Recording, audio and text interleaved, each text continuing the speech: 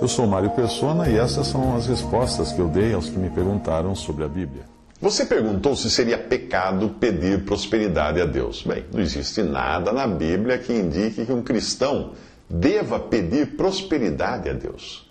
A maioria das pessoas não entende isso por falharem em seguir o conselho de Paulo a Timóteo, quando ele escreveu: procura apresentar-te a Deus aprovado, como obreiro que não tem de que se envergonhar, que maneja bem a palavra da verdade, 2 Timóteo 2,15. No original, a expressão traduzida na nossa Bíblia como maneja bem é ortotomeu, palavra grega que significa cortar com precisão, como quando alguém disseca um cadáver e separa cada órgão segundo a sua função. As promessas de prosperidade no Antigo Testamento, e elas existem, claro, na Bíblia, foram feitas a Israel, um povo terreno de Deus, ao qual nunca foi prometido o céu.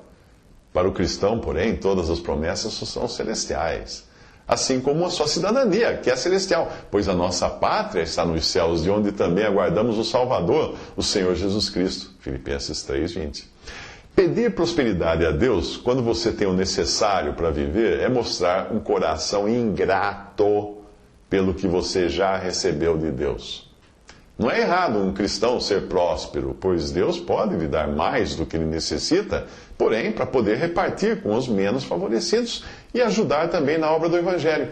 Mas é Deus quem decide isso, pois Ele sabe muito bem quais são os que irão agir de maneira liberal e quais são aqueles que querem ficar ricos pelo simples amor ao dinheiro e às propriedades. As passagens que eu vou ler a seguir nunca são pregadas nas igrejas da teologia da prosperidade, porque elas condenam os pregadores de prosperidade e também seus seguidores, que estão ali, só para buscar bens materiais. A oração ensinada pelo Senhor em Lucas 11:3, dá-nos cada dia o nosso pão cotidiano. A oração é pelo pão de cada dia, não por uma padaria ou um caminhão de pães. Tiago 4,3 mostra que o desapontamento por orações não respondidas pode ser por causa da falta de comunhão e de consonância com a vontade de Deus. Pedis e não recebeis, porque pedis mal para gastardes em vossos deleites. A teologia da prosperidade e os estelionatários que a pregam para obter fortunas pode muito bem ser definida pelas palavras do apóstolo Paulo em 1 Timóteo 6:3-11. Trata-se de uma outra doutrina que não se conforma com a doutrina que é segundo a piedade. Quem prega essa prosperidade, também quem dá ouvidos a esses pregadores, abre aspas, é soberbo, cuidando que a piedade seja fonte de lucro ou causa de ganho. A admoestação para esses é para você, para mim, é para que nós fiquemos longe de pessoas assim. A passagem continua falando daquilo que é lucro aos olhos de Deus, piedade com contentamento, isso é. Pois se nós tivermos sustento e com que nos cobrirmos, estejamos com isto contentes ou satisfeitos. E aí em seguida, na mesma passagem, vem um alerta para os que querem ficar ricos. Irão cair em tentação e em laço e em muitas concupiscências loucas e nocivas que submergem os homens na perdição e ruína. Você deseja todas essas maldições para você? Certamente não. Então fique longe da teologia da prosperidade e dos seus pregadores mercenários. Porque muitos há, escreve o apóstolo Paulo aos Filipenses, dos quais muitas vezes vos disse, e agora também digo, chorando, que são inimigos da cruz de Cristo, cujo fim é a perdição, cujo Deus é o ventre, o estômago, e cuja glória é para a confusão deles que só pensam nas coisas terrenas. Filipenses 3:18-19.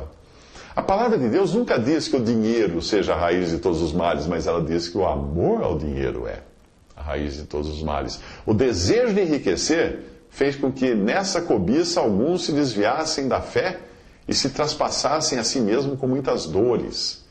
Como eu disse, Deus pode fazer um cristão próspero para honrar a Deus com seus bens e não para si mesmo, Mas quando alguém tem por meta de vida ficar rico, ficar milionário, certamente isso não terá nada a ver com honrar a Deus, mas sim honrar a Mamon. Jesus ensinou: ninguém pode servir a dois senhores, porque ou há de odiar um e amar o outro, ou se dedicará a um e desprezará o outro. Não podeis servir a Deus e a Mamon. Mateus 6, 24. Eu vou ler a passagem toda de Filipenses, da qual eu citei apenas alguns versículos, alguns trechos, para fazer mais sentido para você. Se alguém ensina alguma outra doutrina e se não conforma com as sãs palavras de nosso Senhor Jesus Cristo e com a doutrina que é segundo a piedade, é soberbo e nada sabe, mas delira acerca de questões e contendas de palavras, das quais nascem invejas, porfias, blasfêmias, ruins suspeitas, contendas de homens corruptos de entendimento e privados da verdade, cuidando que a piedade seja a causa de ganho. Aparta-te dos tais, mas é grande ganho a piedade com contentamento, porque nada trouxemos para este mundo e manifesto é que nada poderemos levar dele. Tendo, porém, sustento e com que nos cobrimos, estejamos com isto contentes. Mas os que querem ser ricos caem em tentação e em laço, e em muitas concupiscências loucas e nocivas, que submergem os homens em perdição e ruína. Porque o amor ao dinheiro é a raiz de toda espécie de males, e nessa cobiça alguns se desviaram da fé e se traspassaram a si mesmos com muitas dores. Mas tu, ó homem de Deus, foge destas coisas e segue a justiça, a piedade, a fé, o amor, a paciência, a mansidão. 1 Timóteo 6, de 3 a 11. Eu acredito que você nunca vai escutar essa passagem ser lida nas igrejas do Evangelho da Prosperidade. Visite respondi.com.br. Visite 3minutos.net.